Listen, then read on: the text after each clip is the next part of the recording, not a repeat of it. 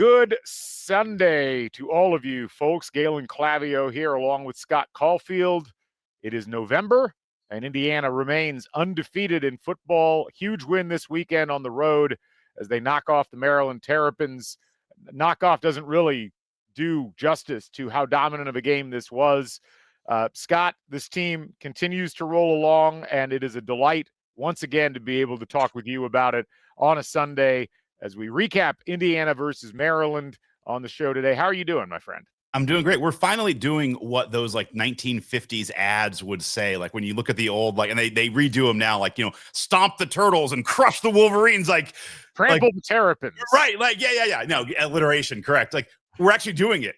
Like we're busting the Bruins. We're trampling the Terrapins. Like we're actually doing the adjectives that we'd say before games. Defenestrating the Ducks. Yes, I know. It's yes. Actually, a duck might be the one animal that you could defenestrate, which just means throw out of a window, and they'd be fine. It's actually the preferred state of being for the duck is getting thrown out of the window. But it sounds so bad. It sounds awesome. It sounds very English majory. But yes, we are watching an Indiana team at the height of its powers right now in terms of how it's playing, the depth of defeats that it's delivering to people, and just the way that this team is playing. It's a little bit different every week, but it's a huge amount of fun to watch it taking place. So we're going to take time today to walk through the whole game, talk about what happened, and then talk about where Indiana's at right now in the big picture of things. Yeah, I mean, we got problems, man. We only scored 55 points. I mean, 56 the week before. It's like we're down a point. Like, we really got to dig into some stuff here. Some unfortunate lowering of standards, I would say, for Curt Cignetti and the Hoosiers. No, it's awesome. I don't want to bury the lead. I want to get it out there. Scott, it finally happened. I did not make this game. I said I was going to. I had plans on being there, where there was some flight issues. Yep. That precluded me from being able to get out there. And I was real bummed because I was looking forward to going out. And there's so many of my friends and people that I wanted to see and watch the game with were out there. I was looking forward to hanging out with Matt Cohen and Griffin Gonzalez, and Matt Zimmerman was out there, and his wife Elika. There's a whole bunch of people. Sean Bartell, one of your favorites from a long time ago. Sean lives in the DC area, but it wasn't in the cards. So I got to do something I haven't done in the whole Cignetti era, which was watch the game on television, which was a fascinating experience. And that was not as good as being the thing behind you. You need the sign that's, number of days since I've been to an IU, back to zero. Like, oh no, just a shame. But I will be there for Penn State, barring some other travel mishap. But it upsets me too, because of how many IU fans were out there. And I'm proud of everybody who made the trip. I know Zach Osterman's column today, he estimated there were 10,000 IU fans there. It's funny because Maryland was advertising before the game that, hey, we sold out homecoming, and they did sell out on TV. Well, I know, there were a lot of open seats, and there were a lot of Indiana fans who stuck around for the whole game, as you would hope to see them do. So we'll talk about that. Indiana will start getting scheduled for people's homecomings for a different reason now. It's not for the win. It's that we can help sell out your stadium. That's right.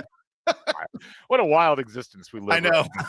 I know. Before we get to the bulk of the action, wanted to remind you folks, we're brought to you by Homefield Apparel, a place to go for the finest in college fashions, the softest fabrics, the coolest designs. They have a great new store open on Kirkwood Avenue, Homefield at Trax, the iconic Trax building, renovated for the 21st century and selling Homefield gear, including this nice long sleeve script hoodie. Not a hoodie. It's not hoodie. It's just a long sleeve tee. It's a t-shirt, my man. There are long sleeve hoodies, I've learned. Long sleeve tee hoodies. This is not one of them, but this is a delightful shirt. I bought this. They just released a new section of quarter zips, and they have one with the old IU basketball logo. And I had a home field moment, many of us have had, where I'm like, that looks awesome. I give it in the shopping cart. I'm like, wait, I might actually have one just like that already. I had to go up to the closet and check. I already had one very similar, if it's not the exact, like, I can't buy two of almost the exact thing, but I've had that multiple times with Homefield. I'm like, that looks awesome. I'm going to start buying. Like, wait, this might be 2 years ago. I already did the same thing. You need a road version of that, I think. I do. I need that. There needs to be an app that tracks what you already own on Homefield and gives you like a warning, like, oh, you're buying a duplicate. That's a great idea that Homefield does not want you to create. I know if I was selling swag as quality as Homefield was, I would want you to buy multiple versions of it. Yeah. It is hard for the longtime Homefield consumers like us, or I meant to say consumers. And then I meant to say connoisseurs. I said consumers. I don't know what that means. Yeah, you're one duck word. Now you're turning into me. You can't say anything. You throw one duck throwing out the window word, which I can't even say now. To defile or fenestrate. Not fenestrate. Definitely not defile. Something different. I'm aware of that. Wow.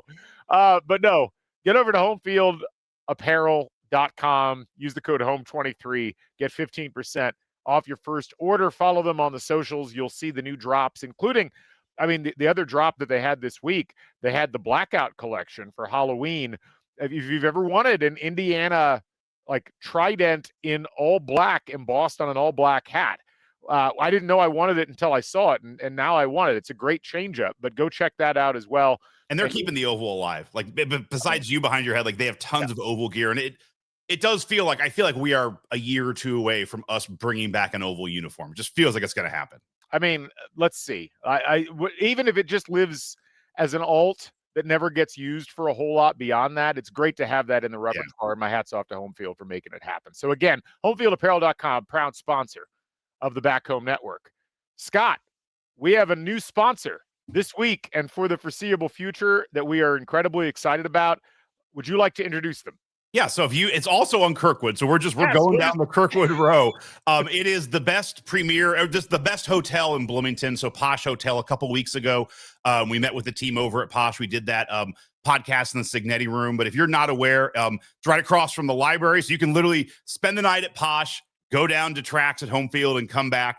It is the best hotel in Bloomington. I'm going to try and pull up a video here that just somebody put up of their room. You check out this room. Let's go. If you're watching this on video, you can see, it's high end.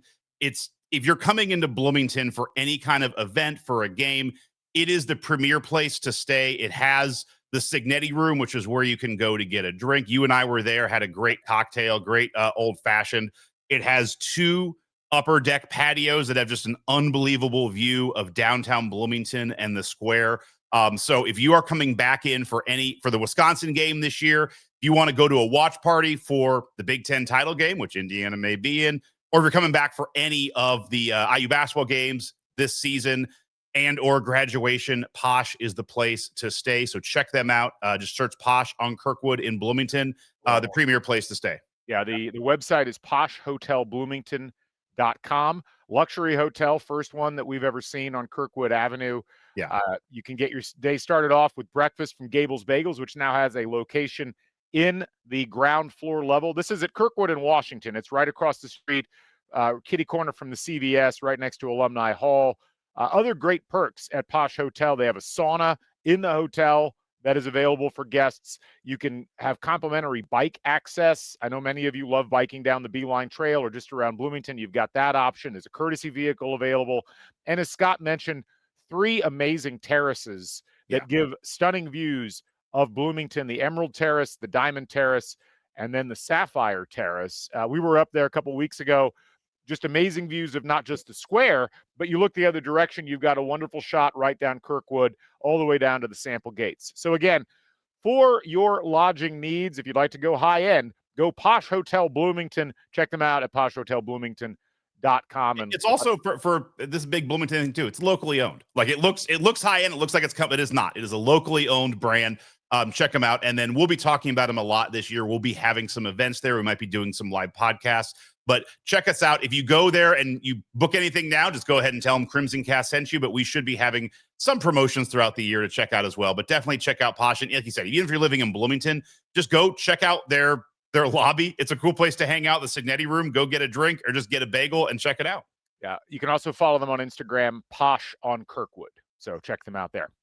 All right, Scott, let's dive into the game. And Indiana started, when I did the preview pod on Friday, I talked about how this game really started to remind me when I looked at the numbers of the Michigan State game last year. Circumstantially speaking, it felt very similar in that, if you remember last year, Indiana had that magical run in October. They win at home in that game against Nebraska. They win at home with game day on site. They beat Washington despite not having Curtis Rourke. They get a little bit of time off, which they didn't have this time around, but then they go play a team that had shown a little bit of life earlier in the season, felt a bit dangerous, had some good, talented players at the skill positions. Road game, you worry about the team's mentality. And last year, if you recall in that Michigan State game, Indiana came out slow. Curtis Rourke was injured. The defense didn't really look up to the task in the first quarter. And then they just came out and smashed the Spartans. There's your alliteration again, in tiny, tiny pieces. Dominance to a point that, as Taylor Lehman pointed out at one point, it looked like Michigan State just wanted to stop playing football in the second half. That is almost exactly what happened in this game. Indiana gets the ball first against Maryland, a Maryland team that came in at 4-3. Yes, they had lost 3 in a row, but they had all been close losses to some pretty decent teams, and a team that had a good athlete at quarterback in Malik Washington, a team that could cause some havoc on defense, especially in the interior. And Indiana just got started off really slow. They struggled with Maryland in terms of trying to run the ball. Fernando Mendoza throws a pick on the first series. Maryland kicks a field goal, and then Indiana continues to struggle a bit on offense. The next possession, they have to punt. And you're thinking, well, okay, this is what I was worried about. And then it just ended up not mattering. Indiana scores in double figures in the second, third, and fourth quarters. Maryland only really able to pull it together on the first drive of the second half. And we'll obviously get into the drives later with America's favorite segment.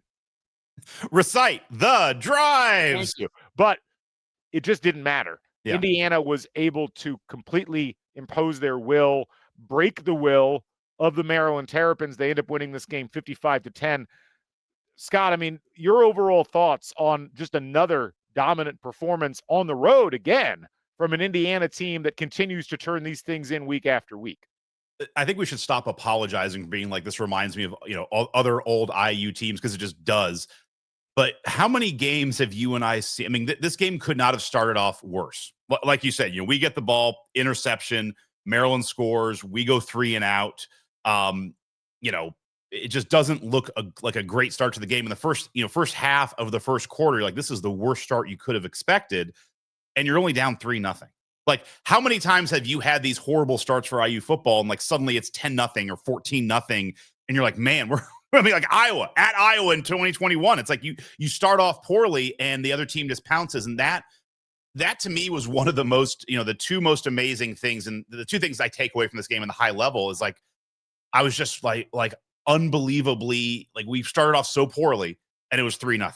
Yeah. And so the ability for this team to make mistakes but not let them be just absolutely catastrophic and still keep you in the game is something that's really unique. And then the other thing is just, everyone is gushing about Cignetti and what a turnaround job he's done, and it's true. The thing that I think is amazing is not just that he's taken this team to the next level, because you can see this sometimes. Teams will pop up because they, like, not the best analogy, but just off the top of my head, like Mike Leach kind of did it in Texas Tech because of a system, and it's like he's running something interesting, but they were good, but they had a couple pops here and there, but it's like they would still not look like this. And what I mean is, just in short order, in 18 months, we are now a team like Ohio State or Alabama that just, when we have a bad opponent that we're playing, we just mash them into the ground and destroy them. And this is what real high-level teams do. I mean, it's not just, hey, we're a good, like Miami is having a good year, but they're up and down. It's like they have trouble here and they struggle there. Like, this isn't just you're good. This is a level of which very few teams get to. And the fact Cignetti already has us here in 2 years is truly astonishing. That back-to-back weeks, you have teams where, again, they're not creme de la creme of the Big Ten, but, UCLA had won 3 in a row, and they had beaten some teams like, oh, they have a little bit of fight going. And that's the kind of team that you could see giving trouble to a normal top 10 team. We just annihilate them. Same thing with Maryland. It's like, that's a team that wasn't dead. It's like, early in the year, it's like, this could be a good team. It's like, this is on the road. This is also a coach, coach also from the Saban tree. It's like, you just demolish them. So to me, that's my main takeaway, is just, we're not just good. We are playing like and treating our opponents like Ohio State Alabama and Georgia have done over the last couple of years. It's just unbelievable that we are at that level already. It is, and I think it's fascinating the goalposts continuing to be moved on the accomplishments that Indiana has accrued in many of these games. It's not that Indiana is a great dominant team, according to some people. It's that, well, Maryland sucks, or UCLA sucks, or the Big Ten in general sucks. And I keep going back to what dominated a lot of the talk going into this week, which was Maryland. Everybody agreed didn't suck. They were a top 40 team in S&P Plus and in FPI. They had lost by 4 to Washington, a Washington team that I still think has a chance, albeit an outside one, to compete for a CFP bid. They lost by 3 to Nebraska, a team that probably would have knocked off USC yesterday if they hadn't lost Dylan Raiola in the middle of the third quarter. They lost by 3 at UCLA, a team that had ripped off several wins and looked like a team that was, a legitimate contender. UCLA, same thing. Indiana beat the hell out of them. And it's like every time they do this, Illinois earlier on, it was like Illinois was a top 10 team consensus. Indiana absolutely obliterates them. And it's like, well, Illinois wasn't very good. Well, stop moving the goalposts.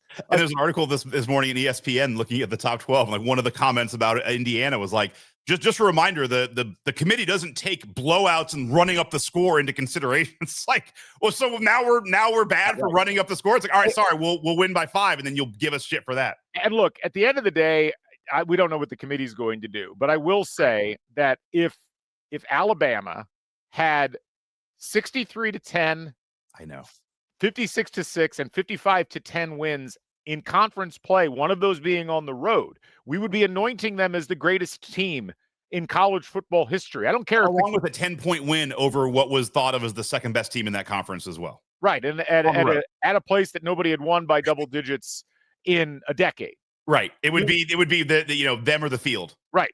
Now, I'm not going to sit here and argue that the Big Ten is amazing, but I also think that the constant moving of the goalposts on beating decent teams on the road, I'm sorry, and I know for a lot of Indiana fans, we're all kind of relatively new to college football, but I've followed college football for a long time. You don't just walk into another team's stadium in the top 40 of S&P Plus and beat them by 45 points and rack up 367 rushing yards, and it's because the other team sucks. That just doesn't happen in college football. If it did, it would happen all the time.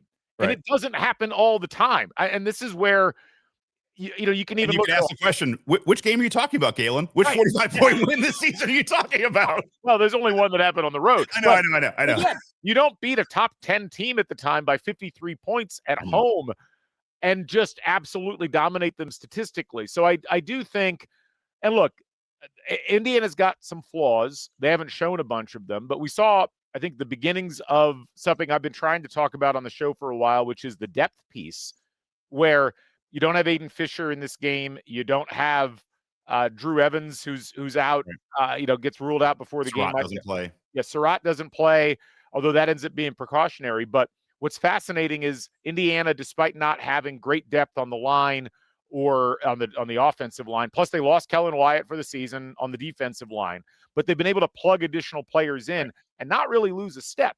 And, what I keep coming back to is, yes, there's going to be elements of this Indiana team that will be tested in the last month of the season. And this is, again, where this is a different season than last season. And I think with the way I've tried to approach it, last year felt like it was a fever dream, to quote Scott. This year's team is different. This year's team is so good in so many different areas. And even where they're not like great, they're good enough that they can cover up deficiencies, and they do such a good job of making life hard on the opposition. They're not, I would look at it like this. This is a team where, yes, there's some pitfalls the rest of the way, but every team in college football has the same pitfalls the rest of the way. Right. And the way that Indiana has played and the level to which they have played has been so dominant and has been so effective in 4 quarters of every single game that, to me, I don't think you look at this Indiana team right now and assume that they have a natural disadvantage versus everybody else at the top levels of college football. That doesn't mean that Indiana is going to win the national title or the Big Ten title, but it also means that I don't think you look at Indiana and assume deficiencies, right, whereas you would look at, say, Alabama or Ohio State or Georgia or Texas A&M and not assume deficiencies. I think everybody's got the same level of potential deficiencies, the same level of potential pitfalls the rest of the way. Indiana has been dominant enough in what they've done so far. They actually deserve more credit than they're being given. And that's a weird spot to be in when you consider that this is the first team to get to 9-0 on the season. And it's a team that right now would have to have a catastrophic failure on multiple levels to not make the college football playoff where they stand right now, let alone like not playing the last 3 games of the season. It's also amazing, and I brought this up in the last couple of podcasts, but a lot of teams in college football have one or the other, whether it's offense or defense. Even on offense, it's like they either have just killer running backs or just a great quarterback. And it's just amazing. Again, in 2 years, feels like we have both. That, I was joking with my wife, I was saying this last podcast too, like they should almost count Alberto Mendoza's stats like 75% toward Fernando Mendoza's Heisman campaign. Cause like how many games has he not played the fourth quarter? It's unbelievable. You just don't see this very often where it's like he's probably lost 400 to 500 passing yards and 2 or 3 touchdowns just because he doesn't have to play. And his stats are not going to be as good. But you look at a game like this, and I'm going to kind of butcher his quote, but basically he had a quote after this game of like, everyone's, looking at my number, they're obviously wanting to stop the pass. It's like, well, we'll just run the ball. And we were able to do that. And you look at it, it's like, man, if we just played Roman Hemby this much, maybe he could win the Heisman. It's like it's insane that we have a team where, you have Maryland is obviously trying to stop the passing game, and they're selling out to stop the passing game. You have Surratt out, and it's like, no problem. No problem. We'll just run the ball. We'll jam it down your throat.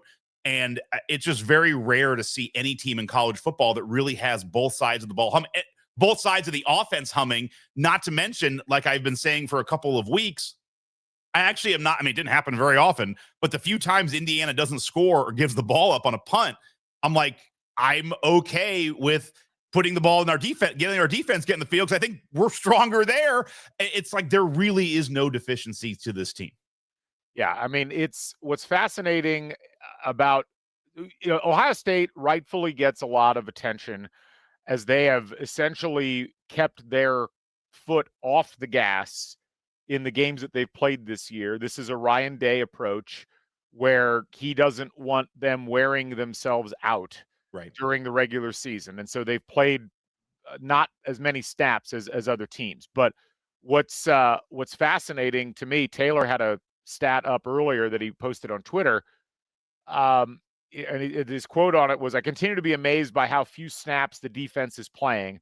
Hoosiers are 12th in defensive snaps played, like 12th fewest." And so Indiana is so efficient on defense, and their offense does such a good job of staying on the field for long periods of time that Indiana's defense, one of the keys is their freshness and their ability to go out, get the job done, get off the field. Even the scoring plays that they've allowed have almost contributed to this. Because you think about it, like they had the long bomb in the Illinois game. They had the 2 long runs in the Old Dominion game. They had the long pass in the, the Michigan State game. And then even in this one, in the beginning of the second half, Maryland comes out and scores, I think it was like 3 or 4 plays on that first drive of the second half. They just haven't been out there very long. And when they've been out there, they've managed to get off the field very quickly. It's amazing to me how balanced they are. And this is where I think they're a hard team for a lot of people to get their heads wrapped around, because you look at Ohio State. Ohio State was really impressive in the second half yesterday against Penn State. Ohio State won that game largely because offensively they were just able to go over the top. Julian Sayin with some great passes, and he's obviously got amazing receivers to throw to. And that's a gear that Indiana doesn't really use. They don't do a lot of long bombs. They don't throw the ball down the field. They're so relentless in pushing the ball down the field consistently. It has such a negative, deleterious effect on what the opposing team's defense is able to do. And it's really the reason why we've seen so many of these games get out of hand in the second half is that after a while, and we heard Mikhail Kamara talk about this on the defensive side, but on the offensive side, at some point, you're just like, all right, enough. No more, please. Just stop if you're the opposition. In Illinois, that happened. It happened against UCLA. It kind of happened against Oregon, even though the margin wasn't as big. That last drive when it's tied, where they throw the touchdown pass to Surratt, like you could just watch Oregon's defense just like kind of throw their hands up after a while because they could not stop Indiana from moving the ball down the field. And so it's not a team that is set up to like hit you with a bunch of nuclear explosions like Ohio State is, but it is a team that is geared to winning conventional warfare just because of how relentless they are. And to go back to something you pointed out, Scott, and it's something that I keep hearing, the CBS guys were all over it yesterday in their studio shows, and Fox has been all over it as well. It's such a well-coached team. Yeah. It's such a team that knows what they're supposed to do. Signetti's talked about it. I mean, I think he mentioned it in his post-game interview with Jenny Dell. The standard is go out and play every play like it's 0-0. But the other aspect of that is be aware of what you're supposed to be focusing on. Be aware of how you're supposed to be reacting. There was one of the podcasts I was listening to this morning while I was walking around. Indiana does such a great job of quickly realizing what your protection looks like and then adjusting what they're doing to make life miserable for you. And you saw that in that Maryland game. It took them a couple of series to really figure it out. And once they did, Maryland just really had no chance of doing anything. They couldn't move the ball down the field. That was really that to me was a great example of what has made this Indiana team so balanced and so consistently good drive after drive after drive throughout the course of this season. No, if you listen to the game, watch the games on TV, it's amazing how much the color guys who played football, when they talk about it, it's not guys making spectacular plays. It's just what an amazing play call and like just such great plays. Now, granted, guys are making great plays, but I think of that, Omar Cooper Jr. touchdown where it's just an unbelievable route that he runs perfectly, but it's also the perfectly timed call where it's like, we have single coverage over here. We know this route's going to go. And you end up with Omar Cooper Jr. open by 10 yards in the end zone, just completely wide open. So many little plays like Mendoza had the RPO where it's like he just automatically picks up the read and then just wraps it around. But so many little plays, where Nowakowski's just like goes right into the soft spot of the defense. And it's like Mendoza has that like dump off. And it's a wild play where there's like two Maryland guys right there. It's like, nope, he's just right like 4 yards past where he should be. And I think this is why, the guys on the field are making great plays. Like no question. We have absolutely phenomenal players doing the right thing. But I think this is also why you see this team continue doing well, even when, Surratt is out. You take a couple guys out. It's like next man up because they're great players, but they're also in a great system where it's like you just do what you need to do and you're all going to be in a great position. And when you see that in the running back stable, I mean, it's like Roman Hemby has been awesome, but Kalon Black is like, I could be the number one running back on this team. And then you have Kobe Martin, who started the season as the fourth running back. And there's times where you're like, man, he looks awesome. And it's like, this is, BB was there and he could have been doing this like that. It's unbelievable how much it is kind of like next man up. And it really goes, you just don't have three running backs have those kinds of numbers. And, you're looking at, Black had 110 yards, Roman Hemby had 88, Kobe Martin had 80. They rushed for an average of 7.9, 4.9, and 7.3 yards per carry on 14, 18, and 11 carries. So it's not like a small sample size. To have three different guys do that's system. I mean, the guys are playing great, and Hemby's unbelievable how he always falls forward and is just an absolute wrecking ball. But to me, that tells you this is a great system that everyone is under, and you're taking great players and you're maximizing the system for the player. I mean, it's just everything is in alignment. It's unbelievable how good it all is. Well, I want to talk about the rushing attack specifically, and then we're going to get to everybody's favorite segment.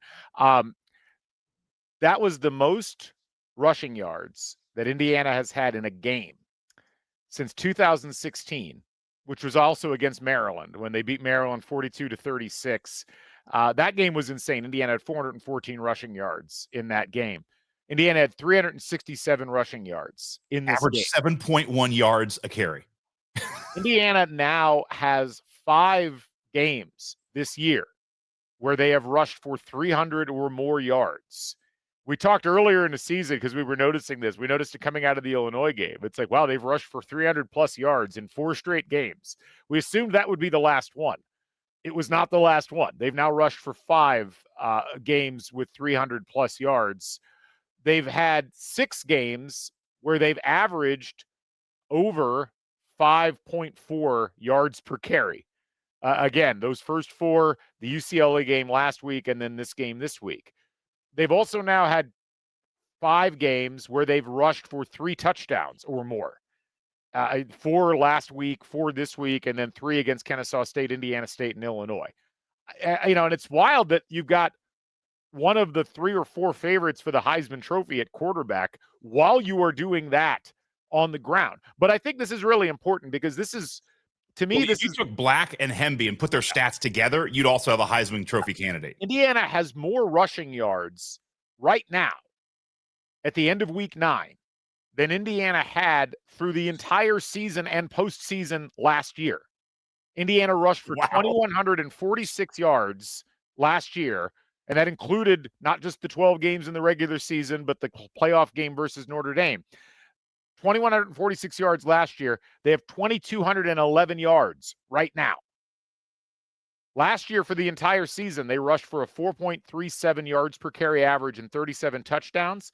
This year, 2,211 yards, 5.74 yards per carry, only 22 touchdowns, but that's because they're also throwing touchdowns as well. So what you're witnessing here is absolute just it's a level of effectiveness on the ground that I don't think we've seen, and I have not deep dived all the way back into the 80s, but I do not think Indiana's been this dominant on the ground, perhaps in its history.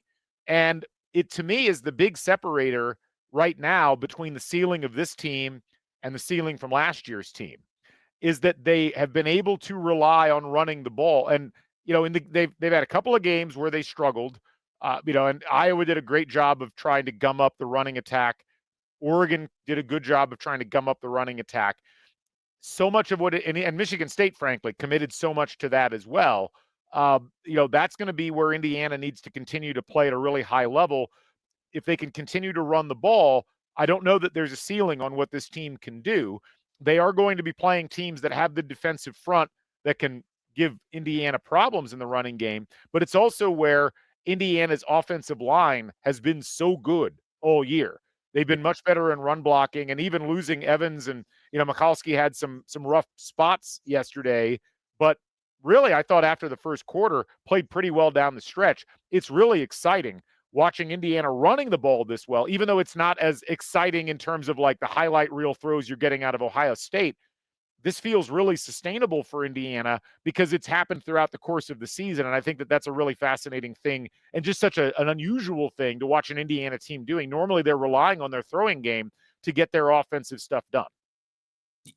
You go back to like Tevin Coleman's year in 2014 and his stats were unreal, but my memory of that serves like there was a lot of big breakaway runs that he had that year where he'd have like a 70-yard run or a 60-yard run. I just don't ever remember us having guys in a running game like this where you're putting up those kinds of numbers, but it's you don't have a 94-yard run here or an 80-yard run where like it felt like with Tevin Coleman it was kind of a lot of home runs, right? And then all I'm saying is like it's unbelievable that we have a running attack of like a real major program where you hand the ball off and you can get 6 or 7 yards and you just do it that way. Like I don't know how many explosive plays you've had out of, Black and Roman Hemby, not in a bad way, but it's just each of them is like getting you 7 yards a carry. And that's what big boy football teams do, where it's just, we're going to keep pounding it. And then every so often, they'll break a 20-yard run here, a 30-yard run here. But those numbers that you just laid out, it's not like I could say, well, there was six plays, there was broken coverage. You take those out, it's actually averaging, 1.5 yards a carry. Like, no, this is a legit 7 or 8 yards a carry, because that's kind of what they literally get, what they average. Yeah, well, and look, if you go back to 2014, Tevin Coleman that year at 2,036 yards, Indiana rushed for 3,163 yards, 5.9 yards a carry. If you want to make an argument that that was a more dominant running team, sure, I'll give you that. But that was one guy. Like Right. that was one guy doing amazing stuff in the running attack. And I mean, it still counts for the team. But the fact, as you pointed out, you've got Roman Hemby, you've got Kalon Black, you've got Kobe Martin, you've got Fernando Mendoza, you've got Alberto Mendoza. I mean, it's fascinating to me how this team from a rushing perspective has coupled it with a great passing attack. I think, the 2015 team might be the best analog in that case, because you didn't have Tevin Coleman. It was more balanced. Jordan Howard and Divine Redding both rushed for 1,000+ yards that season. But they also had a great passing attack because you had Nate Sudfeld out there throwing for 3,500 yards and 27 touchdowns. The fascinating thing about IU, though, is that and what makes them different from that season where they went 6-7, right, or 2013 where they went 5-7, is that you are combining that with a defense that is either the nation's best or second best defense, depending on what metrics you want to look at. And the ease in which Indiana's, and the fact that they've leaned on the running game so much because they've been able to in the third and fourth quarters, it's almost like we haven't seen the full statistical profile of what this team can do. That's where it's like, I think if this team wanted to be, they could just be the dominant running team historically in the history of the school, but they don't have to be, because they've got all these other things that they can do on offense, and that is really exciting. And the defense, as we saw yesterday, which we're going to talk about on the other end of RTD, the defense did something that nobody's been able to do so far again. And so we're going to put a pin in that and come back. The only thing I would tack on to that is you're 100% right on the rushing. I feel like you could say the same thing for the passing, where it feels like they haven't really let the passing game just go nuts. Like if they wanted to, it feels like they could just turn this into the best passing offense we've ever had, but they haven't had to, because they're up by 20, 30 points every game. They're sitting they're sitting Fernando Mendoza for most third quarters. I mean, it does feel like I said, Mendoza could have another 500 or 600 yards passing, probably another 1,000 yards. They were just like, hey, we're just going to go full throttle and just go nothing passing attack and just turn a lot of these runs into short passes.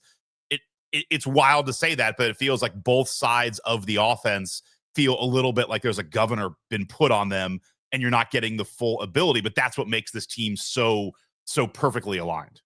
Let's take a quick break. We'll come back with Recite the Drives, a look at Indiana's defense, and a look ahead to what we're expecting from Indiana as they move into these last 3 games of the regular season.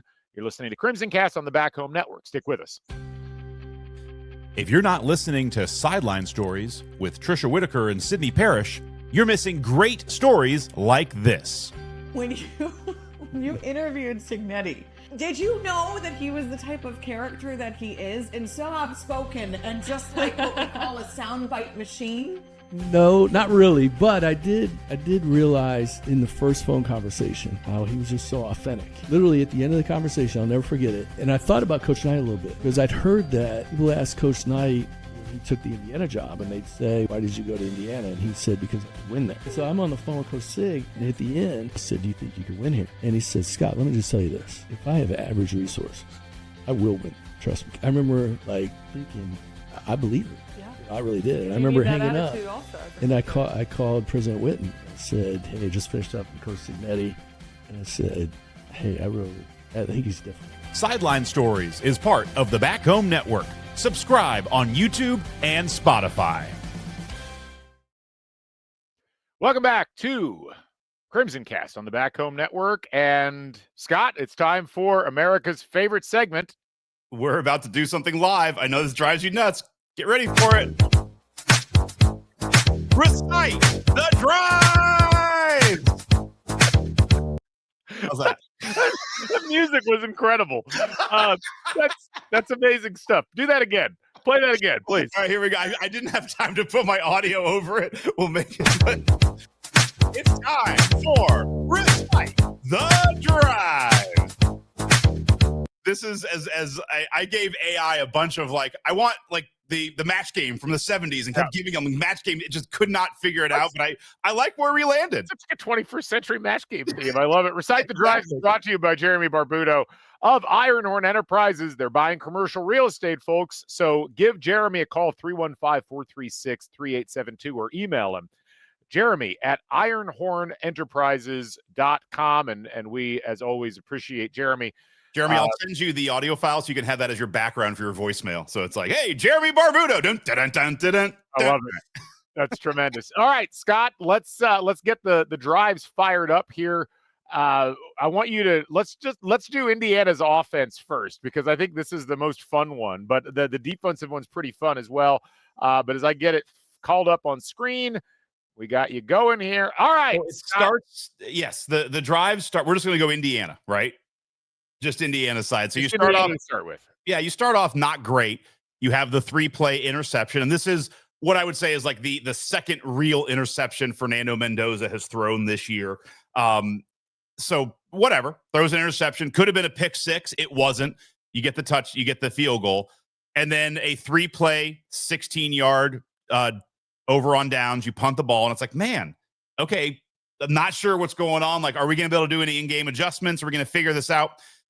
Short answer is yes, because the rest of the game is what we just call a good old-fashioned ass kicking, because the drives go touchdown, field goal, touchdown, field goal, and then to keep the touchdown, and they decide, you know what, we're done with this touchdown field goal thing. We're just going to go touchdown, touchdown, touchdown game.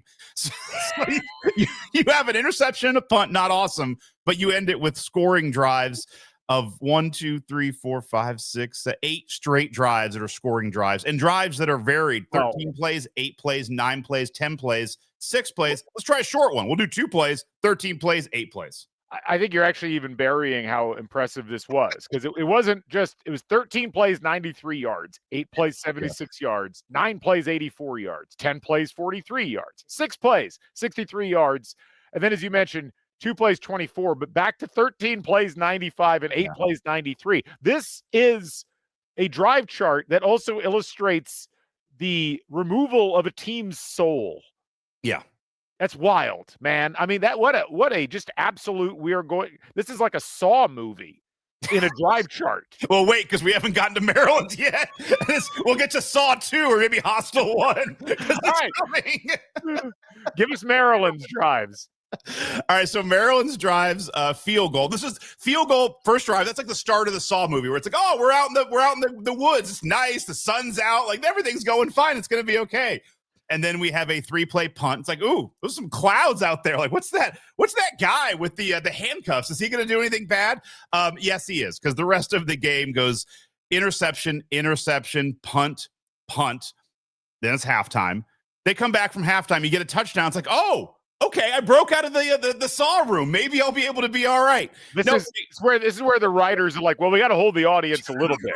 Right? Yeah, we need a B storylines. This is where maybe we'll be able to break out. We're gonna live. No, we go fumble. By the way, back-to-back fumbles where if you miss the first one, it's like, oh my God, what a great strip where you just poke the ball out. It's like no need for a replay.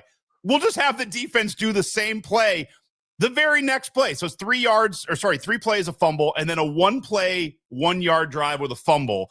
And then you're 7 plays on downs, punt, fumble. So again, after the field goal and the punt, the Maryland drives go interception, interception, punt, punt, touchdown, fumble, turnover on downs, punt, fumble.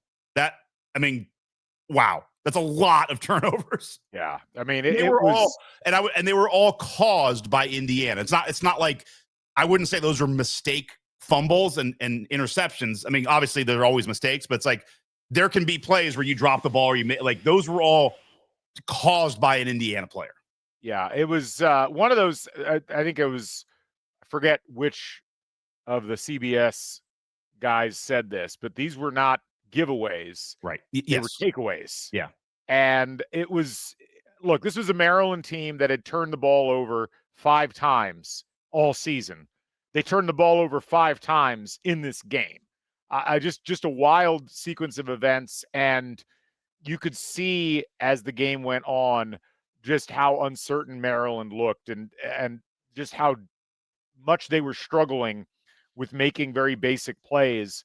And look, I felt bad for them after a while because it just felt like Indiana was always where they needed to be.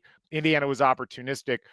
And I just think that ultimately, when you look at that type of a defensive performance, yeah, you gave up 10 points, but realistically speaking, the 10 points you gave up, you can only attribute one of those to the defense, and that was the touchdown at the very beginning of the second half. And it's not like Maryland doesn't have talented players. It's not like Maryland. I mean, it's one of the things about Mike Locksley. He has done a good job of getting higher level recruits in. They remind me a lot of Michigan State in that way, in that they have athletic talent. It is incredibly hard to skunk a team with athletic talent. And yet, really, Indiana's defense only gave up 7 points this whole game. They held them to 3 points off of that interception. I mean, that was a inside the 10-yard line start to that drive, and Maryland had to kick a field goal. And it like the level of contributions that several players on the defense made were just incredibly impressive to me. You go down the list. This was one of the, again, say this is an offense without your lead wide receiver and a defense without your captain middle linebacker. Right. And what was fascinating is the leading tackler on this team for Indiana was Elijah Hardy. He had 6 tackles in this game total.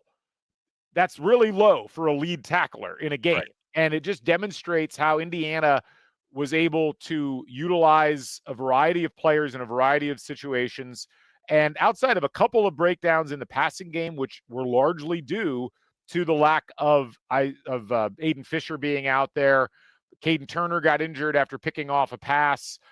You know, they were really, really down. So there were a couple of small breakdowns, but they did such a great job of keeping the game in front of them, confusing Malik Washington in terms of where he was trying to go. They could get nothing going on the ground. I mean, Maryland in this game rushed for 37 yards, 2.2 yards per carry.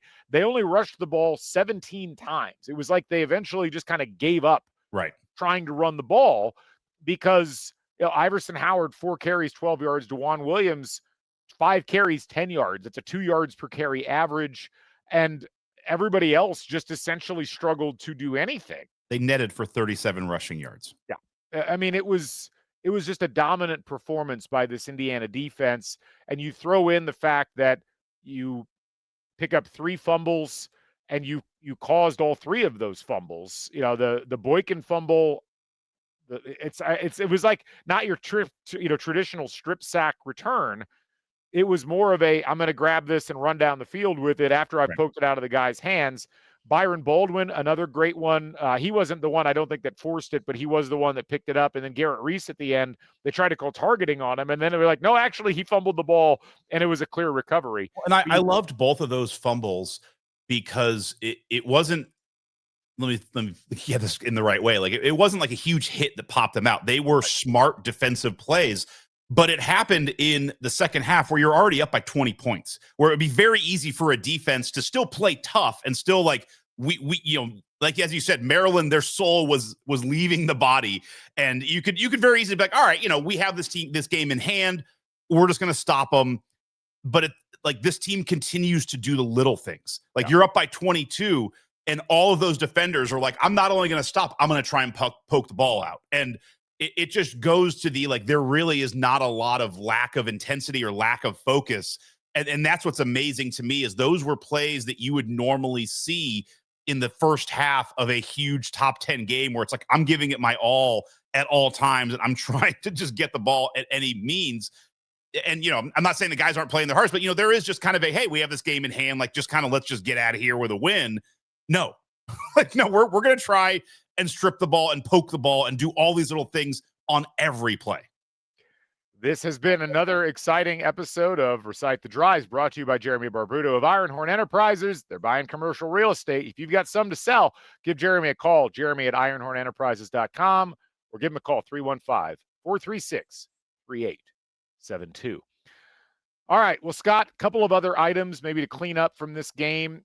I mentioned this on Twitter, but it feels like Fernando Mendoza's biggest threat to his Heisman candidacy is that his team is too good. Another game where this time Fernando did play briefly in the fourth quarter, but not enough to make any kind of a statistical difference. He did have the interception to start the game.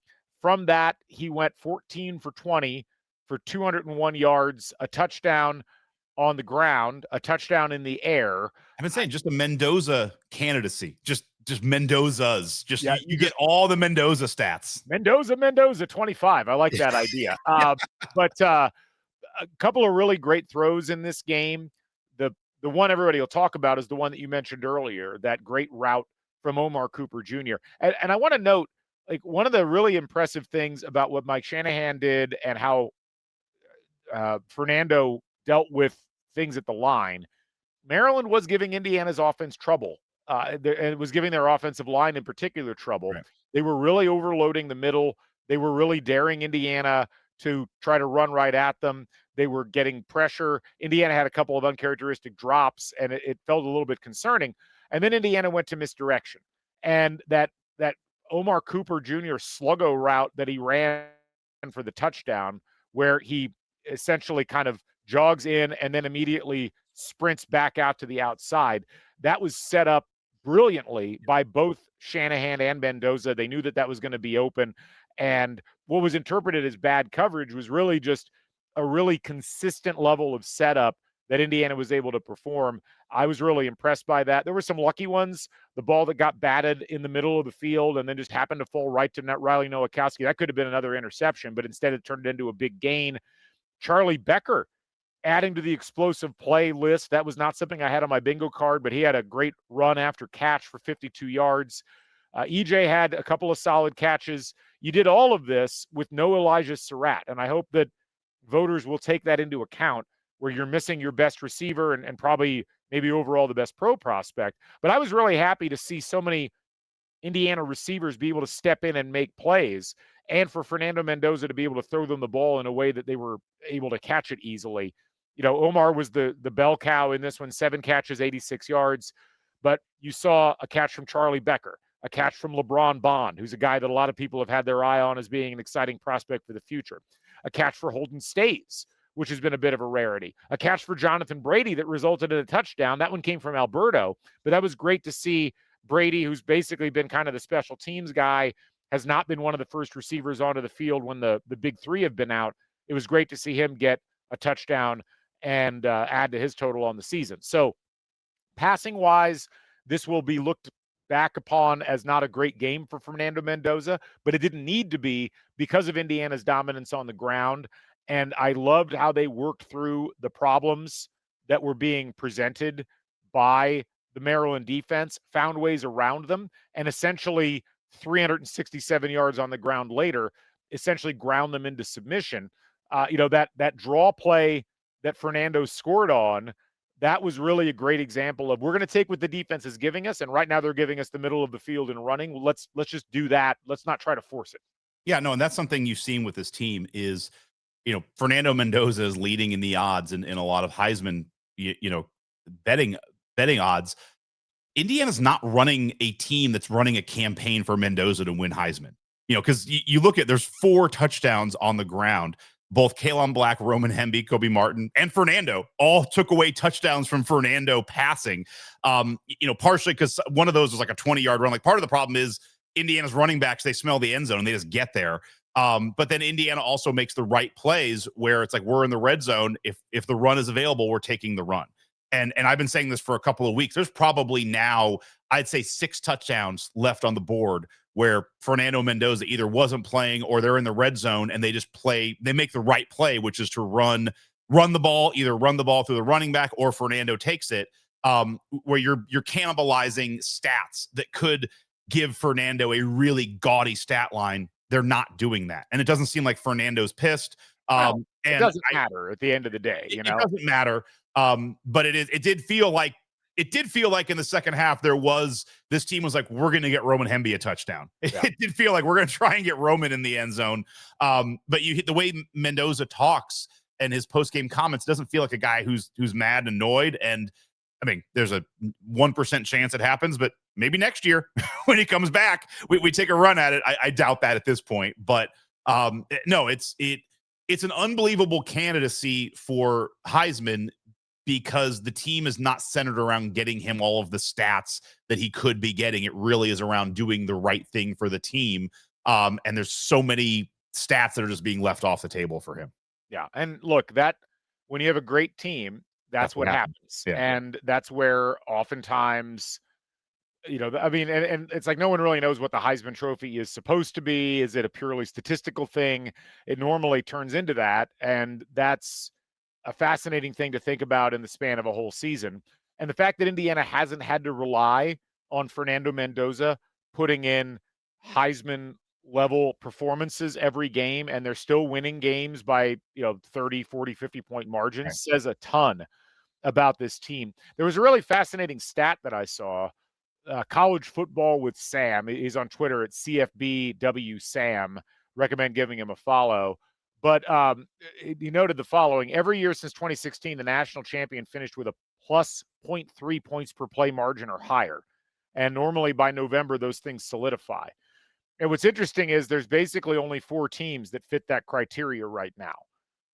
Texas Tech, who's at 0.333, Oregon, who's at 0.354, Ohio State, who's at 0.392, and number 1 in that category, your Indiana Hoosiers, with a 0.397 points per play margin. And basically what you're looking at there is a level of dominance for the entire game. And what's fascinating is the teams that are right behind in that list. Notre Dame's at 0.296, Iowa's at 0.273, Utah's at 0.263, San Diego State's at 0.27. I try not to get too deep in the numbers, but I think it's important to note that when you're able to do that and you're able to score efficiently, and more importantly, I think for Indiana and Texas Tech and Ohio State, Oregon's kind of the oddball in this, but when your defense is getting the other team off the field effectively, that helps in that process in terms of calculating that stat. And so this is where Indiana's they've got some work left to do, but they're in the statistical range that one needs to be at this point in the season. And I think they're in much better shape on that this year than they are last year at the same time. And I'll say what I said going into this last week. I think I said this on our show last week as well. Last year's team felt a little bit like they were running on fumes at this point in the season, the Purdue game accepted. Right. Now that you're playing tougher teams, Michigan was a tougher team than Maryland. Ohio State was clearly a tougher team than anybody left on the schedule. So it's not a complete apples to apples comparison, but the fact you've already got those wins, right? Because you've already beaten Illinois, you've already beaten Iowa, you've already beaten Oregon. Now you can get the padding in on your stats that everybody else has gotten in with the opponents that they've played at various points or are currently playing. So I'm really curious to see how Indiana performs down the stretch here, given how well they performed up to this point. It would be very difficult to maintain this level of statistical dominance, especially as injuries start to creep in and you start to get a little more conservative in terms of who you're playing and when you're playing them.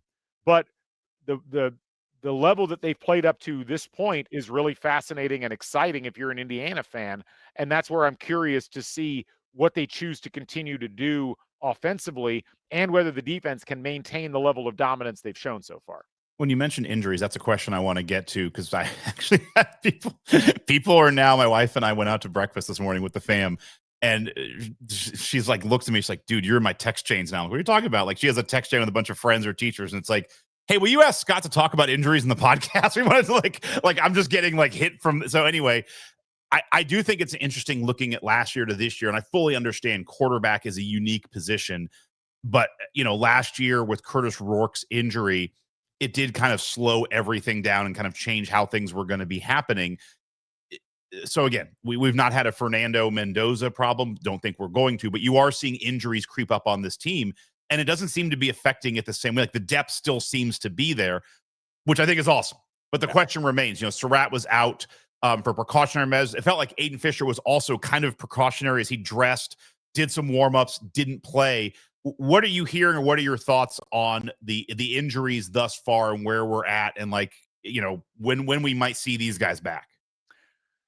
I mean, I'm not hearing a ton that hasn't already been publicly disclosed. I had no prior knowledge of the Drew Evans injury, and that's a concern, because this offensive line just doesn't have a lot of depth to it. But again, most teams' offensive lines don't have a lot of depth to them. And so if they say he's going to be out for a couple of weeks, I think that's probably a realistic expectation. But that might actually be helpful down the stretch here, because you need to get another depth piece that can play multiple positions. And the fact that you've got, Zen Michalski, like I said, he had a couple of bad plays yesterday, but I thought overall that whole offensive line, him included, did a good job of what they were supposed to do. And Maryland just did a very good job of taking advantage of some momentary matchup weaknesses. Penn State's going to be a harder test there.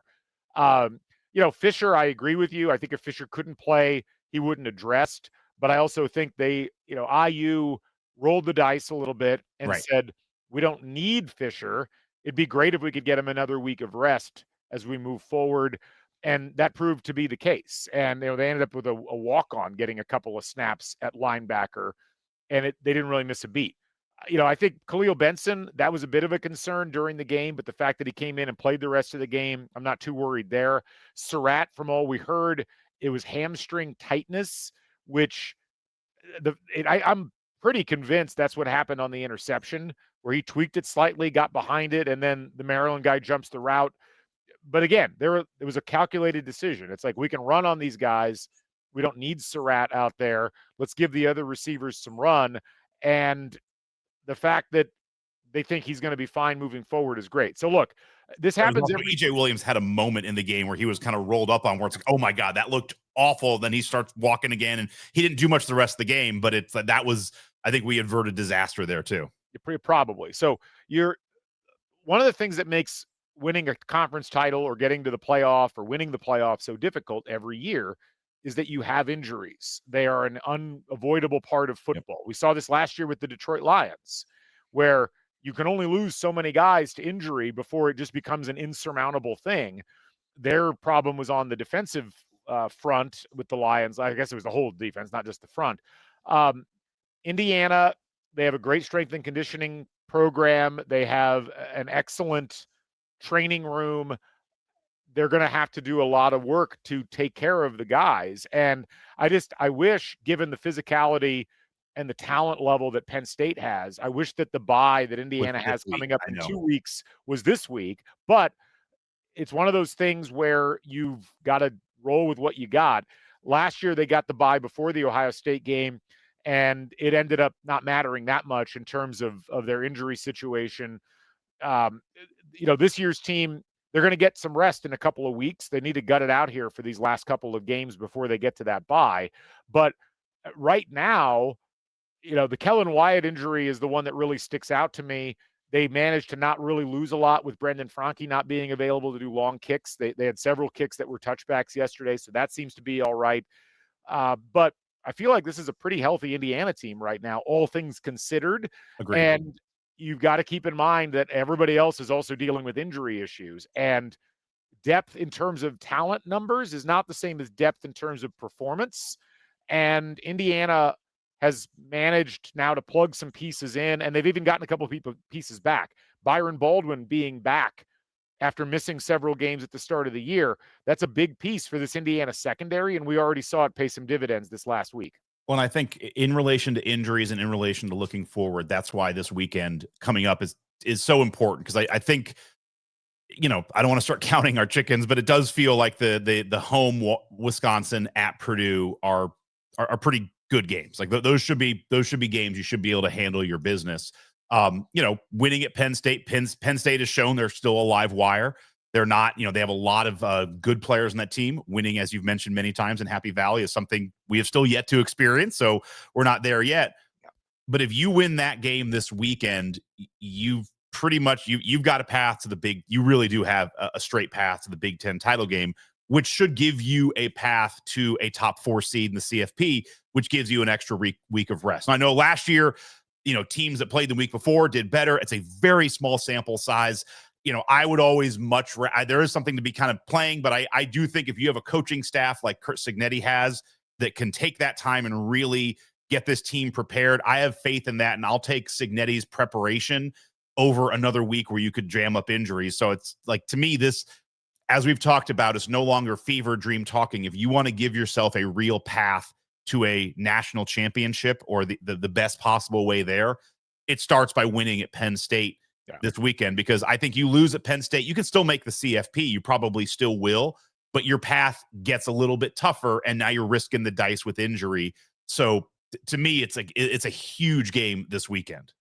Risking the dice. Rolling the dice, or risking the future. Yeah, risking the dice. Let's go. New slogans here. Get that on a t-shirt. Risking the dice. I love it. No, I agree with all of that. So before we dive into a quick preview of that game this upcoming week, let's talk a little bit about where Indiana lands in the advanced statistical categories. So Indiana falls back one spot in S&P Plus. They were number 1 this last week. They're number 2 this week. It's just basically Indiana and Ohio State trading spots right now. Right. And a lot of this is really going to be down to the fact that Ohio State's defense just continues to look incredibly dominant. They looked incredibly dominant against Penn State, who S&P Plus thinks is better than a lot of people just think they are on paper. Right.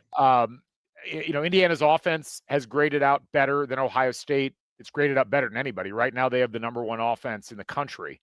And so we've almost seen, like, right now, Indiana's number 1 in offense, number 2 in defense, number 14 in special teams, all in S&P Plus. Ohio State is 8th, 1st, and 81st, but they are so good defensively, Ohio State is. And they've got some extra mojo in terms of how they played some of these games. That's what's barely elevated them. But the raw ranking, the number ranking in S&P Plus, Ohio State's 29.8, Indiana's 29.5, Oregon is 27.1, Texas Tech is 24.3, and then you're down at the 21.4 mark with 21.8 mark with Texas A&M. Like, the gap between Indiana at 29.5 and Texas A&M, who's 5th at 21.8, is about 7.7 points. The gap between Texas A&M and the 20th place team in the S&P Plus is a smaller gap than the gap between Indiana at 2nd and A&M at 5th. My point being, statistically speaking, at least in the advanced stats, Indiana is well ahead of most of the teams that are behind them. If you go to FPI, similar story, similar numbers. Ohio State 1st, Indiana 2nd, Oregon 3rd, Alabama 4th, Notre Dame 5th. But then you dive into the individual efficiencies. Indiana's 1st in offense, 4th in offense, 2nd in defense, 12th in special teams. Ohio State 3rd in offense, 3rd in defense, 128th in special teams. My point is, in any metric, Indiana and Ohio State have kind of separated themselves from the rest of the pack right now. And then there's a drop-off, and it's basically like Oregon, Alabama, and you could throw a couple of teams into the mix. That is largely due to both Ohio State and Indiana's dominance by a huge margin over teams that are expected to be closer from a statistical perspective. What does that mean if Indiana and Ohio State are playing higher-level teams? I don't know. But the flip side is also true. We don't know if Alabama, Notre Dame, Georgia, Texas A&M, we don't know if they're really better than they're showing simply because they're playing better teams. Right. The one other item worth noting is strength of record, which is that statistic where you talk through, like, how difficult would it be for an average top 25 team to have played as well as this team has played. Texas A&M is 1st, Indiana 2nd, Ohio State's 3rd, BYU is 4th, and Alabama is 5th. So again, however you want to slice it, Indiana is playing as one of the top 2 or 3 teams, really one of the top 2 teams in the country, and they're doing it against a strength of schedule that is 39th right now in FPI. It's up there amongst the other teams that are in this mix. They're not doing it against a weak schedule like, for instance, Texas Tech or BYU currently are. Yep. So, any thoughts on that? No. I mean, it goes with, it does. There's separation between the top teams, and it does feel like there's Indiana, Ohio State, and everyone else, and a next tier of A&M, Oregon, Alabama, and then another tier there. I mean, all the stats show that Indiana is deserving to be in this spot. Yeah. And it's going to be interesting to see where we get. I mean, I think we'll be the number 2 slot in the first college football playoff. It's Tuesday night, right? Yeah. The first CFP ranking. This coming up this Thursday night. It's yeah, and I'm fascinated to see what they do. I mean, there were a couple of people who were like, Bear Falica on Fox Big Noon. His big projection was Ohio State's not going to be the number 1 team in the first CFP rankings, which really only leaves one other option. Well, it's got to be Alabama. Well, yeah. It's got to be an SEC team. What's nuts is I'm pretty sure were we in the first CFP ranking last year when it came out? Yeah, I believe we were. So like it's wild to think we've never had a CFP ranking show that we've not been a part of. That's bizarre. Yes. That's not normal life is what I will say to that. And we'll be in it all this year. So it's just wild that And I know people will get mad at me if I don't say the following, even though I'm afraid my implant will go off in my brain. But right now, according to FPI, Indiana has the best chance in the country of winning the national championship, 26.2%. Ohio State's at 25.8%. Indiana's got a half percentage point better chance of making the national title game than Ohio State does. Indiana's got a 99% chance of making the playoff right now, which is better than Ohio State's 98.8% by a whole 0.2%. And yet Ohio State's got a 4.5% better chance of winning the conference. And that right there is the representation of that slight difference in the power ranking between the two. I'll also note, that also factors in the win out percentage, because Indiana has, from a statistical perspective, about the same pathway that Ohio State does. Indiana's got to go to Penn State. Ohio State's got to go to Michigan. And then, hypothetically, they would play each other in the Big Ten title game. So you got to factor all those in. But those are staggering numbers. And right now, Ohio State and Indiana are the only 2 teams in FPI projected to win more than 11 games. It's wild. I know. And I was talking with my buddy this week who's a Michigan fan. He pulled up an MGO blog article. If Michigan beats Ohio State, their path to the Big Ten title is actually still really tough based on all that's happening in the rest of the Big Ten. But if you look at Oregon, Iowa, USC are all still alive. And if Michigan beats Ohio State, any one of those 3, Oregon, Iowa, and USC could possibly jump Ohio State based on random tiebreakers. And it's just funny that Iowa, you look back on that game and it's like, man, Indiana's struggling in Iowa. Iowa could be there in the Big Ten title game when this is all said and done. I mean, Iowa finally, we taped this before the AP poll came out, but Iowa is finally in the coaches poll. I think they're 23rd in the coaches poll. And I'm like, what are you folks looking at? Iowa, they've got a 3-point loss on the road against Iowa State, a rivalry game, an Iowa State team that's been ranked most of the season. And they have a 5-point loss at home against one of the top 2 teams in the country. I don't really understand why they're being punished by not being voted, other than they are the least sexy team. Yeah. I mean, if Ohio State is, the Playboy channel and Indiana is a similar channel, and Iowa's home shopping network. Yeah. There's it's like Notre Dame. Notre Dame is their comp. Notre Dame also has 2 losses, but everybody's ready to keep Notre Dame in the top 10. And you're right. Yeah. Iowa is definitely, HSN's a great call. Anything else? That's a great boring network. Yeah. Or Lifetime. I do think it's interesting now when you look at the runouts for each of these teams. So Michigan kind of screwed around with Penn State or with Purdue yesterday at home. Right. I don't know.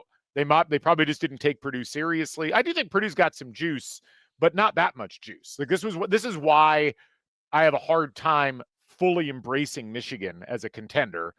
But their path's right there, because they're at Northwestern, which is a game they should win. They're at Maryland, which is a game they should win. And then they have Ohio State, and they have a bye mixed in there too. They actually have a bye to get healthy this upcoming week. USC, big win at Nebraska. Their run out is Northwestern at home. Northwestern has a great chance to play spoiler in all of this, by the way. Northwestern at home, Iowa at home, at Oregon, and then UCLA at home. USC's schedule is really tough. To have both Iowa and at Oregon left on your schedule, that's a rough one. Iowa, for their sake, sorry, my voice broke there. They have Oregon at home this upcoming week. That is going to be a fascinating game. I have no idea what to expect out of that game. And, Oregon's never played at Kinnick. Kinnick's a real hard place to play, as we've talked about. they got to go to USC. They have Michigan State at home, and then they're at Nebraska. So they've got a tough run out. And then who was the other team that you mentioned? Well, Oregon. Yeah. Oregon's got to play at Iowa. They have Minnesota at home, which can be sneaky difficult. They've got USC at home, and then they got to go to Washington at the end of the year. And Washington's kind of the team that's gotten forgotten about a little bit. And the reason is they've got 2 losses in the conference. But they're at Wisconsin. They've got Purdue at home. They've got UCLA on the road, and they've got Oregon at home. They should win those next 3, which could set up a scenario where they could beat Oregon and finish with 2 losses. Like, it's at this point, your earlier comment about Ohio State and their pathway, yeah, it is technically possible. You know, they're at Purdue, they have UCLA at home, they have Rutgers at home, and then they're at Michigan. The only real scenario, I think, right now, unless someone gets mega hot the rest of the way, would be, and I don't know what the tiebreakers look like, but it would require Ohio State losing at Michigan, and I don't know that Oregon overcomes that because I don't know what the tiebreaker looks like. So again, this is an MGO blog article, so I can't verify it, but they're normally pretty good. Their article, and I can send it to you. I can put it up on here too. Is that basically what they're factoring is Indiana goes undefeated is a constant, and then Michigan beats Ohio State. Under those scenarios, if USC wins out, they go to Indy. If Oregon wins out, they go to Indy. Or if Iowa wins out, they go to Indy. And I don't think any of those teams are going to win out. Right. So, I mean, but that's and that also, we have to win out, and Michigan has to beat Ohio State. Yeah. But if none of those 3 win out and then Michigan beats Ohio State might still be in there. Yeah, it's very possible. And look, I mean, I think right now, from a football perspective, given how they've played, it would be an amazing game to have Ohio State and Indiana in the Big Ten championship game. That would be unbelievable.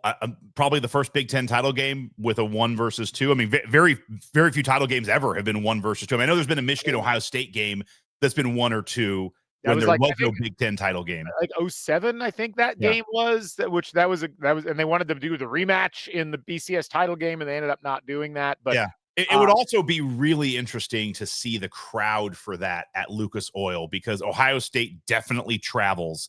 But it's here in Indy, and I could see Indy fans really, really doing their best to take that. It would be fascinating to see how that crowd breaks down. Yeah, and it's like right now, if I looking at SeatGeek, let me see if I can find what's the get-in price. It's just the get-in price right now, not knowing who's going. Could be that Indiana's not in it. Could be Ohio State's not in it. The get-in price right now for Lucas Oil Stadium is $241. Wow. That's only going up if it's Indiana, Ohio State. Right. I know. It makes for quite a, if you want to, or you could have Oregon, Iowa or something. Right. If you wanted 2 tickets in the 600 level together, the cheapest price is $292 per ticket to get into that game right now. So we don't, and again, as I've said before, I am not predicting Indiana into the Big Ten title game. I'm not even thinking about, I mean, I have to conceptually, but yeah, that's, it's quite a scenario. You have to, I mean, if you're an Indiana fan now, you got a budget, because it's like, all right, because then I also have CFP games on the calendar, because it's like, am I going to go to the semifinal? Am I going to go to the Rose Bowl? Am I going to Miami for the final? Like, none of those are getting cheaper. And this is where my implant goes off in my brain, and I'm not allowed to talk anymore. So because as you pointed out, like, all of this hinges on Indiana winning at Penn State, right? Which I don't even know if I'm going to pick Indiana over Penn State in this game, because we've never done it. They've never won at Penn State. They've been close. They've been even a couple of years ago with a not very good Indiana team. They hung with a pretty good Penn State team for most of that game, and then obviously didn't close the deal. But just speaking about this season, Penn State, despite how bad the year has gone, is still 22nd in FPI. They're 3-5 on the season, but they have played at a level in their games where they're still amongst the better teams in the country if you take the whole statistical profile. Now, some of that is reliant on just the margin of loss in these games that they've had most recently. And if you go into the individual efficiencies on FPI, it paints a less rosy picture for Penn State. So I mentioned earlier, like in FPI efficiencies right now, Indiana's got the 4th ranked offense, they've got the 2nd ranked defense, and they've got the 12th ranked special teams. Penn State is 43rd overall in the efficiencies. They are 46th in offense. They're 76th in defense, which is just shocking. Right. That a Jim Knowles defense is playing that badly. And they're 1st in special teams. If you look at where Penn State is at in S&P Plus, they also are higher than you would think. They're 22nd in S&P Plus, so they're 30th in offense, 25th in defense, 10th in special teams. So there's some unanimity there, although FPI hates Penn State's defense in a way that S&P Plus does not. I asked our good friend Stefan Kreisnick to give me a brief scouting report on Penn State since he just watched them, since he covers Ohio State for Cleveland.com. And his scouting report was essentially as follows. Penn State can still run the ball. They've got dudes on the defensive line. They had a freshman edge rusher look like a stud last night. They moved him all over the line. They had some pressures up the middle even. But the solution is simple. On your defense, you load the box. Their quarterback isn't horrible. He's just young, but he doesn't have anyone to get open for him. And, this is where, again, the thing about Penn State that is concerning is the level of talent that they have on their roster. This is a roster that is more talented than Indiana in terms of star rating. It's not a more experienced roster, and that's where Indiana has been able to overcome the lack of star reading readout that you'll get in some of these ratings. But it's a Penn State team. The big question is this the game that they use to say the season wasn't a complete failure because we beat one of the top 2 teams in the country at home? They almost beat an Oregon team that was, is still clearly very good. They did not lose any of the games up until this Ohio State game by very big margins at all. They almost won at Iowa, which is something that Indiana struggled with as well. The question is, can they put together a game plan that allows them, Indiana-wise, can Indiana put together a game plan that can keep Penn State's defense from getting too many pressures on Mendoza? Can they get their running attack going? And then defensively, can Indiana perform on the road in Happy Valley the same way they performed on the road in this game, in the Oregon game? Every piece of evidence says, yes, they'll be able to, but much like I said with that game at Oregon, I kind of need to see it happen as we go down the stretch here. And, ultimately, every time you think that a team can't lose in college football, you'll get a game where just things go wrong. And this is a better team talent-wise than Maryland was. Whether or not they played better than Maryland is the question. It's just going to be a tough game. And I think Curt Cignetti, this is a game where him and his coaching staff are probably a little relieved because even though Penn State's 3-5, you're not going to have trouble getting your players to lock in and play well against Penn State, you would hope, because all you have to do is say, guys, we've never won there. And the last time, you've only beaten Penn State as a program once in the last 15 years, I think it is, or twice. Once was on a last-second dive, and once was when they were in the height of post-Sandusky, sanctions. It's a game that you're going to have to make sure everybody's focused on. It is statistically a game where you're going to expect Indiana to win by double digits. That's what the spread launched at 10.5. I think it's at 13.5 already. All these things, though, contribute to Penn State throwing the kitchen sink at Indiana in terms of effort and game plan. How does Indiana handle that in a hostile environment, even if it might be not quite as hostile as it has been historically because of how bad their season's gone? I won't mention all the bad future bets I've made in my life because there have been a ton. Yeah. But beginning of the year, I picked on our preview. I thought Indiana was going to win this game. Beginning of the year, this was one of the 2 games on the schedule for Indiana that you could do future game bets on. I got Indiana plus 14.5 points in this game. I wish I could go back and throw more money on that, but I have Indiana as a 14.5 point underdog in this game. So I have like a 25 point difference in what the line is now. Two things that you mentioned as I look at this game. One, on the negatives, the good side for Indiana is you saw what they did against quarterback this week for Maryland, like a young quarterback. You just put them in a box where it's like, I don't know what there's not a lot they can do. He had a couple of little bloop passes that were there, but for the most part, he just looked befuddled and confused. And you have a freshman quarterback for Penn State right now. And Indiana has done a really good job on young quarterbacks, kind of putting them in positions where they don't have a lot they can do, and they're quickly ground to a halt. And I think that's going to be the key here is I think this is a game that you have to put away like they've done all season in most of these games outside of, Oregon. You need to put Penn State away quick, because what you don't want is this to be a game similar to Iowa where you let Happy Valley turn into, you let Beaver Stadium turn into a real problem. If you can just get up by 14 or 21 and then you just kind of grind them into submission, you can really take away the biggest advantage that you have, which is the stadium and the fans. Because as you mentioned, you look at Penn State's schedule. I mean, it's wild. Just loss. The rest of the season, they have Indiana. They're playing at Michigan State. They're home to Nebraska. They're at Rutgers. None of those other 3 wins are really going to be awesome, like as a program to find you won at Michigan State. Good job. They only have 2 more home games, is this in Nebraska. Beating Nebraska is all right, but Nebraska's kind of on the scale. Like, Nebraska is what they always are, which is a year away from being a year away. This is the last program somewhat salvaging win you could have where you could get people fired up for next year outside of the new coach if you're Penn State. So they are going to throw everything at this game. And I think this is like the last chance for the fans to have like one last moment. It's like, we don't win this, we're checking out. We'll see you next year. Well, so yeah, it's fascinating because the get-in price for Happy Valley right now for the Indiana game on SeatGeek is $32. By the way, this almost could be a new site. What Galen's get-in price. It's actually a very interesting metric that you use to show interest in games. I do love it. So Galen's get-in price. So I just want to the final 4 games for Penn State.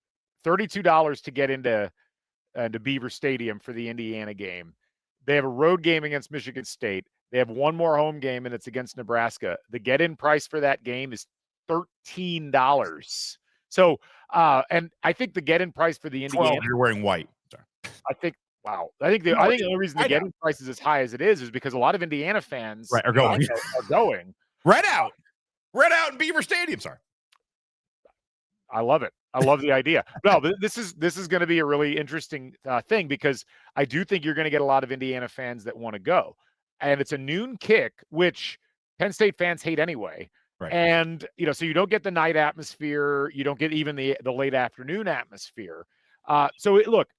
This is a game Indiana will be expected to win. Statistically, they should win. The way they played should win. But this is where the ghosts haunt you if you're Indiana, because this is a much higher caliber of opponent from a talent perspective than you normally are going and playing in a game like this. And look, but statistically speaking, what I find fascinating about this one is Grunkenmeyer's been their quarterback now for 2 games. And if you add in the Aller games, like the season high in passing yards that Penn State has accrued in a single game this year has been 217 yards, and that was against Nevada. Since then, here's what they've done in the air. Their leading passer in each of the games threw for 200, 209, 137, 200, 137, 93, and 145. You think, oh, well, surely they're running the ball. They've only had 2 games all season where they've rushed for triple digits in terms of their leading rusher. Allen has been their bell cow. He rushed for 144 versus FIU, and he rushed for 145 at Iowa. So I think Indiana might have trouble scoring in this game because I do think Penn State, like, they've got defensive talent, even though they haven't played particularly well defensively. But Indiana's defense, like, this is a game where they could potentially feast, and they will need to feast because that's what everybody has done so far this season against Penn State. And that goes all the way back to even before the season fell apart for them. But you figure in their last 3 games, they've scored 21, 24, and 14 points. 2 of those games were on the road against really tough defenses. Indiana's also a really tough defense. We'll look at this a lot more, and I'm sure that Rhett on Big Red Carpet tomorrow is going to have a ton of insights, not just on what we saw against Maryland, but how Indiana matches up against Penn State. But some things to think about as we go into that. This whole week is going to be fascinating from a preparation perspective for Indiana. I'm really curious to see what they end up coming up with. You made fun of me for this and probably will again, but just a pet peeve of mine. You mentioned the game time. I'm watching the CBS broadcast. Like, your CBS, you spent whatever, $800 million on Big Ten football. Your job is to promote what you're trying. Forget it, like, trying to promote what games are coming on next. In the middle of the third, fourth quarter, they're reading a promo for next week's games. It's like, next week, watch one of 4 of these games. It's like, they don't even know what game. It's like, are you guys stupid? Like, just pick the game time on Saturday. So you can at least promote next week's games instead of one of 4 games. Like, that's fair. But there's $1 million, whatever you spent. I think something else went on this time. I don't have any proof of this, but it is really weird that Big Noon kickoff is going to Iowa for Iowa-Oregon, but they're not playing the Big Noon game in Iowa. It's instead Indiana-Penn State. Iowa-Oregon is at 3:30. And what's going to be interesting, the reason that that's interesting is I think that there might have been a fight behind the scenes, because I think, like, if you go back to earlier in the year, one of the reasons USC has a loss in the Big Ten, barely, is that they lost at Illinois in a game that was played with a start of 9:00 body clock time for USC. That was a Big Noon game. Oregon is probably like, why the hell are we being asked to also do this? And so I think there was some pushback there about making Iowa-Oregon the noon kick. So they end up making that 3:30, but I don't think that got resolved until like late yesterday, because I think they revealed that at like 8 or 9 o'clock at night. It's fascinating. I do agree that it's dumb and that you couldn't promote it during the IU game. But the fact that Indiana-Penn State ends up being the Big Noon game, probably better ratings-wise, because both of those teams have larger national fan bases than either Iowa or Oregon do. But it does kind of highlight how silly some of this inter-network battling has tended to be around these games. And also, who the conference is choosing to protect versus who they're not. They're clearly trying to protect Oregon with that choice. One does have to wonder why they didn't do the same for USC. Well, and this is where you get into conspiracy theories and like you get into these weird questions. Like, hey, the NBA announces their schedule and they have game times for the whole season. Like, it can be done. That's a professional league. I know what time that Pacers Cavs game is in March. They were able to figure that out. Like, you guys could do this 4 weeks in advance. I had somebody text my wife also, like, ask Scott what time the IU Wisconsin game think is gonna be. Like, I have no idea. Like, it'll either be noon, 3:30, or 7. Like, don't know. I don't think CBS knows. Fox doesn't know. I thought it was so funny to see that promo where they're like, it could be one of 5. Like, that would be like, hey, Sunday night, it could be 60 minutes. It could be Blue Bloods. Like, who knows? Maybe it's gonna be Survivor. We don't know. Tune in and find out. Anyway, we have gone over the 90-minute mark, which means we need to wrap things up. Scott, no more to say. Thank you. Any final thoughts from you? You good? I'm good. I'm good. Yeah. Throw the check. I don't want to cut you off early, but we appreciate all you folks tuning in. Another fun week here on Crimson Cast. A great week of programming coming up. Big red carpet coming up on Monday. You can catch that. We'll probably upload it around 7:30 or 8 o'clock that evening. We'll have Crimson Cash coming up later on. Continue to get your bets in. We'll have our regular preview pod probably a day early for Penn State versus Indiana. And, of course, other great shows on the network, including, Scott, a basketball preview podcast, which we will be recording later on today as the season starts this upcoming week. We're back in the thick of things with everything going on. And, of course, you'll also have the Doing the Work podcast, which will be launching with Indiana women getting their season started as well. So please stick around with the Back Home Network. Subscribe on YouTube. Subscribe to Crimson Cast Substack. We've had a couple of subscriber-only videos available here over the last couple of posts. We'll do another one here today. And we appreciate you folks. We appreciate Homefield Apparel, our presenting sponsor on the Back Home Network. We appreciate the Posh Hotel in Bloomington, another primary sponsor here on the network. So visit those folks, and we look forward to talking with you throughout the course of the week. For Scott, I'm Galen. This is Crimson Cast. We'll catch you folks on the flip side. Stay never daunted. Hoosiers 9-0. So long, everybody.